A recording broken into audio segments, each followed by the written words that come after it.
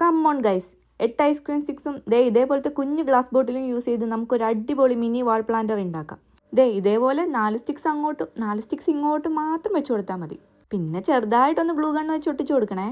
Glue gun തന്നെ വേണമെന്ന് നിർബന്ധമില്ല കേട്ടോ, നന്നായിട്ട് ഒട്ടുന്ന ഏതെങ്കിലും പശ മതി. ഇത് നമുക്ക് ഹാങ് ചെയ്തിടാനുള്ളതാണ്, അതുകൊണ്ട് നന്നായിട്ട് ഒട്ടിയിട്ടുണ്ടോ എന്നൊന്ന് ചെക്ക് ചെയ്യണം കേട്ടോ. ഇനി നമുക്ക് ഇഷ്ടമുള്ള കളർ അടിച്ചു കൊടുക്കാം കേട്ടോ. ഞാൻ ആദ്യം ബ്ലാക്ക് അടിക്കാനാണ് ഇരുന്നത്. പിന്നെ എപ്പോഴും നമ്മൾ ബ്ലാക്ക് തന്നെയല്ലേ യൂസ് ചെയ്യുന്നത്, അപ്പോൾ ഒരു വെറൈറ്റി ആവട്ടെ എന്ന് വിചാരിച്ചിട്ടാണ് ഈ കളർ എടുത്തത്. ഇതൊരു മെറ്റാലിക് പർപ്പിൾ കളറാണേ. ഇതിലേക്ക് ലൈറ്റ് അടിക്കുമ്പോൾ ഒരു വൈറ്റ് ഷിമ്മറി എഫക്റ്റ് തോന്നും. നമ്മുടെ അടുത്ത് ജൂട്ട് ത്രെഡ് ഉണ്ടെങ്കിൽ ഇതുപോലെ ഒന്ന് കെട്ടി ബോ പോലെ ആക്കി കൊടുക്കാവേ. നമ്മുടെ അടുത്ത് MD ആയിട്ടുള്ള അക്രിലിക് പെയിന്റിന്റെ ബോട്ടിൽ ഉണ്ടെങ്കിൽ അത് യൂസ് ചെയ്താലും മതിയേ. പിന്നെ ഞാൻ ഈ ബോട്ടിലും പിടിച്ചുകൊണ്ട് കുറേ നേരം ഇരുന്നു. ഇങ്ങനെ വെക്കണോ അതോ ഇങ്ങനെ വെക്കണോ എന്നായിരുന്നു കൺഫ്യൂഷൻ. പിന്നെ ഫൈനലി ഇങ്ങനെ വെക്കാമെന്ന് തന്നെ തീരുമാനിച്ചു.